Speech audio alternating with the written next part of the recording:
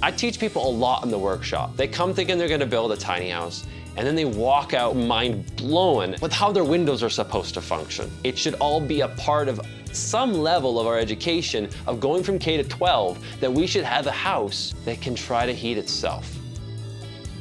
Hi, my name is Kenton Built, and this is my off-grid, super efficient, no compromises tiny house. This video is sponsored by Dayon Magaster. Check out our new channel by clicking the link and be sure to subscribe. I made a plan to build a tiny house. And I'd worked on one or two before. I'd also worked on earthships and straw bale homes. But I wanted a tiny house because I didn't need to buy land. I could build it on wheels and buy my house outright. And so I did my first tiny house workshop when the framing was done on this one. Good education should make you be more aware of your own ignorance. In today's age, everyone doesn't think they're ignorant because they can look at something on YouTube. And that's a great way to start. But if you think you can replace 4 years of training in like a couple YouTube videos, it should give you also a little bit of humility of realizing, oh, there's still a lot more to learn here. I probably have over $20,000 of sponsorship in this house. And I can be frank with that with people. My total costs right now sit around $85,000. This is a 28 feet long and technically 10.5 feet wide tiny house. It does transport very easily, still needs a wide load permit, but you're probably not doing this every day of the week. This thing is meant to be super efficient. You can obviously see the solar panels on it. It's a 3 kilowatt solar system, 10 of these 305 watt panels. They sit lower than the peak of the roof, so it doesn't affect my max height when going on the road.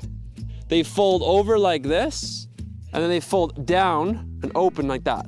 I oversized my system by probably about 1 kilowatt. That allows me to live in my climate without any worry for my power needs. I got lead acid batteries in the front. We'll be transitioning to lithium at the end of that cycle of those batteries. That's half the solar system. Let's show you the other half. So this is called evacuated solar tubes. And actually, I don't even have them all turned around right now. The copper ones right now are reflecting and not absorbing as much heat. And these ones with the black film facing out, they're absorbing the sun's heat, transferring it into a refrigerant, up into the header, transfers into glycol, and that glycol goes into a heat exchanger in my house. So this is how I keep my propane bill down so low. I get a lot of my water heating for free. So we've got propane here on the front of the hitch. This is actually my travel propane when I take the house on the road. Mounted, secure. These are composite resin Viking tanks. You can see the liquid propane levels in them when you shine a light on the other side. I got the generator, and the generator has an auto throttle, auto start, and tied up to the house. So whenever my power is dropping down low, this can kick on. I haven't used it once in 4 years because I have a 3 kilowatt solar system. And then I got my propane pig. So this is my $260 of heating that I spend every year. That's what it costs to fill this thing. And this heats my house for a year, and you know what? It also does my backup water heating and cooking.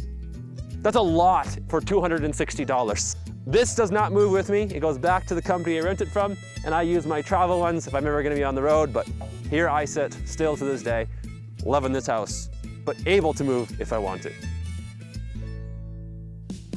Welcome to my tiny house. This is what 28 feet long by 8 feet wide on the interior feels like. It's doable. It's very doable, as you're gonna see in this tour. We've got the storage here in the stairs. I put all my coats in here, my suits. I've got some tools, an organizational unit. We cut the wood so the grain matches. So that was really fun artistic project to kind of do, to have these stairs that are beautiful, they're a work of art, they're storage, and they're functional. I made this one extra long because I really like sitting up here and having this kind of as a landing to get up into the loft. This is one of my favorite spots to sit in the whole house. Sipping a coffee, maybe do my social media stuff in the morning I gotta tackle. Beautiful view. As you can see, kind of panning across here, we've got 2 other windows to make the space feel a lot bigger. But the part you don't see is the James Bond wall. Holly of Truewood Artisans actually made the cabinets for me, and she took these pieces of wood and actually hinged them up and made it all nice and square. Every single part of these doors open up. So yeah, there's a lot of storage in here. I think I've got Christmas things crammed into the bottom one down there because it's hard to get to. There's all pop-click magnets. And I cut this wood so the grain matches from the ceiling down into the doors. That's the master bedroom. This is a cubic mini wood stove. This is the Grizzly model. It is a wall-mounted operation, and I actually mounted it in the corner with additional heat shielding on all sides. Insulation's a big debate. I chose to use spray foam and 2 inches of rigid foam around the entire exterior, so the cold cannot transfer through the wall and cool off my house. And some people were like, ooh, use what? But you gotta understand, the spray foam is an industry is constantly improving. They could guarantee their product was done off gassing 99.999% 72 hours later. This is called a Lunos Ego 2. It constantly brings fresh air into the house, balances your moistures, takes other chemicals that have accumulated in the air out, and pulls fresh air in. It does it though, transferring the heat from the warmed air into the cold air. So I get 85% of my heat back. This thing right now is talking to another one in the bathroom, the other room that needs ventilation. One's pushing air out, one's pushing air in, and then 90 seconds later, they switch directions. So ventilation's good for health. It's also really good for a cold climate to make sure you don't lose your heat. This is a porthole to access 1,500 liters of water. This whole back counter is water. There's only so much I can teach you guys in a quick tour here, but using thermal mass, things that are dense, can help your heating system. It gets not as warm during the day and not as cold at night. My water, my thermal mass, drains away when I move, and it lasts me about a month and a half. We've got a carbon filter here, and that protects my combi boiler. There's a SureFlow pump and accumulator tank, and that allows my water to repressurize. It goes through here and filters it, and then it goes into this tank, which is a Webasto IsoTemp double coil 75 liter hot water tank. It has a coil going through, both an electrical one, so if I'm ever on grid, I can heat up my water with electricity. And it also has a coil which would normally go to a boat engine. So rather than running engine water through the middle of this tank, it uses the glycol from the evacuated solar tubes. And then this water goes to my combi boiler in the bathroom, and the combi boiler heats up the water if needed. Oh, and by the way, it's the perfect time to show you this. One way you can save water is by having a kick plate that turns on your taps. I chose AC fridge and just upgraded my solar system so I could accommodate this nice, efficient fridge. If you want to go DC fridge, you'll save a little bit extra power. It'll cost you a lot more for it. It's more likely to break down as well. It's going to be harder to service. This table, though, is a work of art by Holly of Truewood Artisans. Lines up beautifully with the counter. Extension of it into the kitchen. But if I ever need to, I can pull the whole thing out and I can entertain. It has magnetic legs that pop up, and it can transform into a freestanding table with a built-in bench. This bar has got the angle to kiss together with this one. So when it's in the breakfast bar position, all the weight is transferred to the wall. And I have composting for inside the house. Inside here are hundreds and hundreds and hundreds of worms, red wigglers from the tropics. They always say in permaculture, work is a failure of design. You can always design the work out. So the couch is a custom built piece of furniture.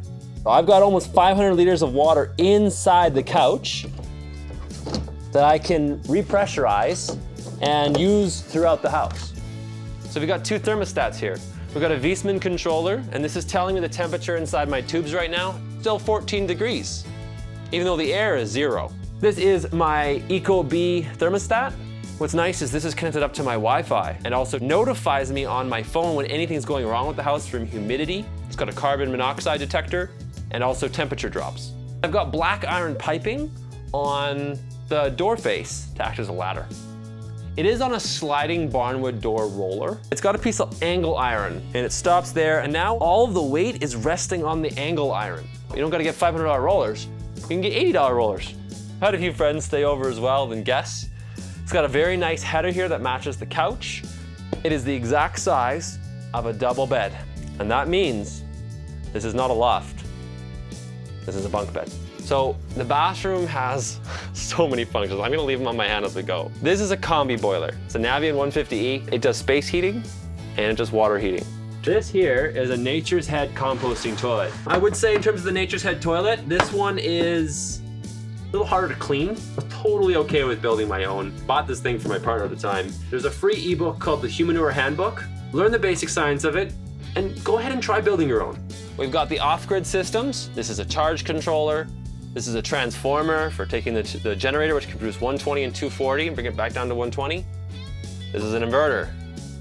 This is a washing machine, and it's on a stand. A Lunos here to help suck moisture out of the house and dry my clothes. You don't need insulation in an interior wall But here we have my clothes rolled up, my towels rolled up, all stored in there. We got all the things you need in a bathroom, and all in 4 by 8 feet. It takes time, and you want to put that time in. You love your house then. You painstakingly made it everything you wanted it to be. People need to find their power reason why they're going tiny, and then they do their design of their house around that. If it's to travel, great, it's gonna look different if you're traveling with it. If you leave it behind, it'll look even more different. This house was for me to escape debt without compromising on my values or my rich living experience. Right now, I'm in the process of getting a high-end, super portable, tiny house built and documented to educate, to entertain, to make an impact, to help others. And I can't tell you what that will all be yet because that's the part of the surprise. All you get to know is this house is going to be phenomenal. If you want to be involved, there's ways. There's going to be things in the plan that throw us sideways, and there's going to be some beautiful moments. This is a community project, and I can see a way to inspire people to find awesome relationships where you do something with someone. And your friends aren't just friends by sharing a relative interest of a hobby. You help each other do stuff, and you're better together by doing those things together. You make better stuff together. Thanks for watching this week's episode. If you enjoyed it, please consider subscribing. And I wanted to let you know, if you haven't heard, that we started a second channel. So if you're interested in seeing more of what we've made, things along the lines of adventure, travel, philosophy, click the link in the description below, or click this link right here with my face on it and check out our new channel, Dayon Magaster. And if you enjoy it, consider subscribing. So big love. Have a great week.